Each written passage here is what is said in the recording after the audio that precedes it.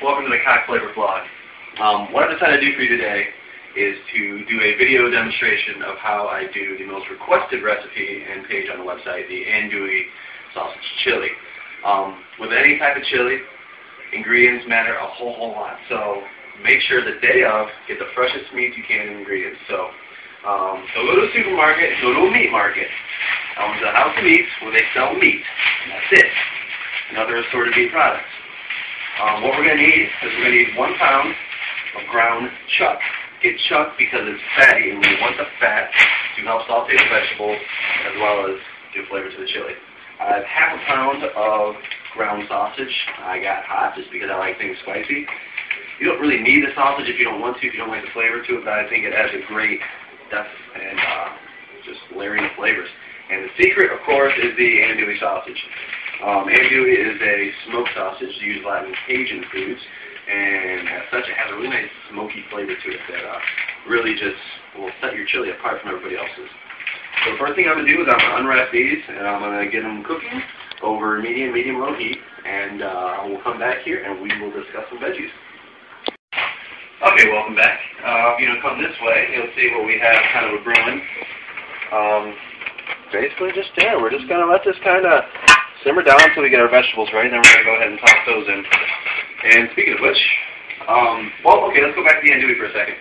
Here's what andouille looks like. You can kind of identify it as it has a very characteristic red type hue to it.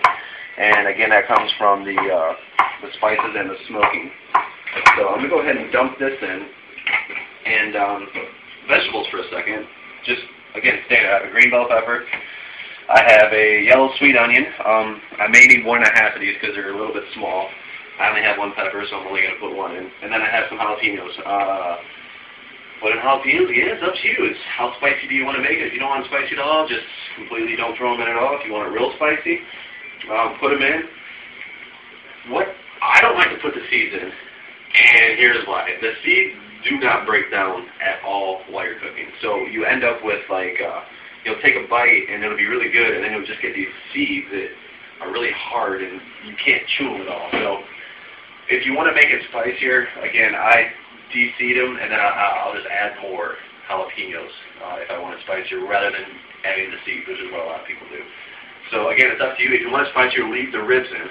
If we go ahead and cut one of these bad boys open, you can see there's this white pithy type stuff in here. That's actually very spicy. So if you want to add a little bit of spice to it, just take the seeds out. No, these smell really good. But don't take that white pithy stuff out. So we're going to come back here in about 5 minutes after we get all of our vegetables loaded in, and then we will reach the very critical step here in the chili making process. So see you then. Hi, and welcome back. Okay, so to this point, we've got our meat cooking, we've got our vegetables cooking. And a point, I guess, that might not have been brought up is, why stick with jalapenos? If you want to make it hotter, why don't you go with something else that's spicier? Because jalapenos are relatively low on the heat scale as far as peppers go. And it only comes down to the fact that I love jalapenos. I love the way they taste. And a lot of people want to be a hard ass and put habaneros in there. And habaneros really don't taste very good. I mean, they're really just for heat, but the taste is not good at all. So that's definitely why. So if you're doing a giant vat of chili, maybe you dice one up and put it in for a little bit extra heat. But if you're doing just like a small, pot like this, you really don't want to put them. They really taste like crap. Okay, so if you want to come over here, we'll see what we got so far. I mean, it looks delicious. I mean, you can pretty much just put this on a sandwich and eat it at this point. But we're going to make chili. So we reach probably one of the most important parts of the chili making process, and that is adding some sort of additional fluid. I did not get beans. Damn it. Anyways, I go get some beans. No, you don't need to go get any beans. Anyways, we have to have beans. What's that? We have to have beans. We do have to. Anyways, you get to this point where most people simply add their tomatoes, and they mix it up, and they, call it good. And this is kind of a long story or whatever, but when I was a kid, and Mom, I know you're watching this, if you don't want to be offended, you might want to turn it off.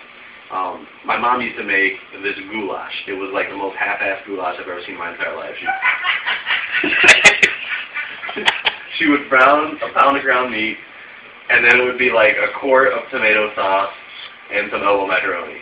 And you would serve it with sugar on the side. And it was bad. And it was, I mean, so for me, the whole just tomato and just meat thing has always reminded me a little bit of that crappy goulash. So that's kind of what I get if you don't add this secondary fluid.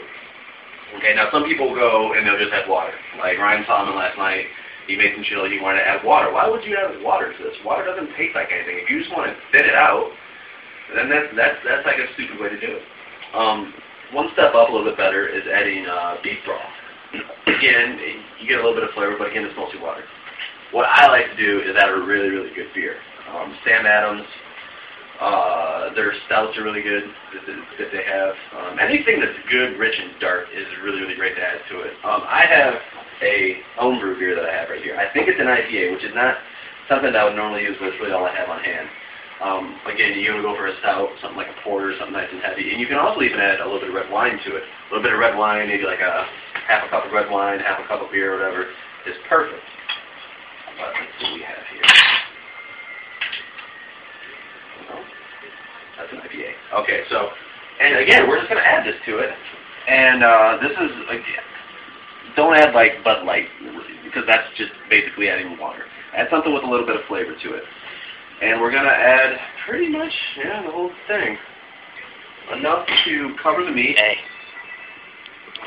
Enough to cover the meat. And right now, we're just going to let this simmer for at least half hour, 45 minutes to let that liquid reduce, impart flavor into the meat and vegetables. And when we come back, then we can start talking about tomatoes. Yeah. Hi, welcome back. Okay, so I did speak right when I said a good 45 minutes of simmer time, and it has become that long. And if you look over here, we have reduced our liquid down a little bit, and I did forget something. Actually, aside from the beans, I forgot garlic, which is very important. Normally, fresh garlic, dice it up, throw a couple cloves in with the rest of the vegetables. I forgot it. Throw a little bit of chili powder. Also, while you're gone, I went ahead and added the initial seasoning, the standard salt, pepper, a lot of chili powder. Got some cayenne in there for a little heat, some cumin for some smokiness, and but just go ahead and add whatever the hell you want. So now at this point, this is probably the second most important thing besides adding some additional liquid. We're going to put in diced tomatoes. Do not use crushed tomatoes. If you use crushed tomatoes, the communists win. Okay? That's it. No crushed tomatoes. No crushed tomatoes. Diced. Diced. So, we're going to go ahead and put in the diced tomatoes. And we're just going to let it simmer for absolutely as long as we possibly can. It will get better with time. I let it simmer for at least an hour and a half to 2 hours. It really does take that long to really kind of get there and kind of pull together. So go ahead and add the tomatoes. Every now and then go and stir it, taste it, re-season if you need to, and we'll see you back in a while. Oh, hi, welcome back. This will be our last little segment. Since we spoke last, I've actually just been simmering, and about 30 minutes ago, I put in a couple cans of just regular light red kidney beans, and I have been re-seasoning as for how I want it or whatever, and that's pretty much it. I'm not saying this is the greatest chili you're ever going to have, or even the best that you're ever going to make, but hopefully watching the video will let you know that there's a few different tips and tricks that will be making really, really good chili. Get your ingredients fresh. You add some extra liquid besides the tomatoes, and never, ever, ever use your crushed tomatoes. So I'm going to go ahead and finish this off with a dollop of sour cream and some oyster crackers, and hopefully you had a good time, and everyone shared some laughs, a couple tears, and so until next time, we'll see you then.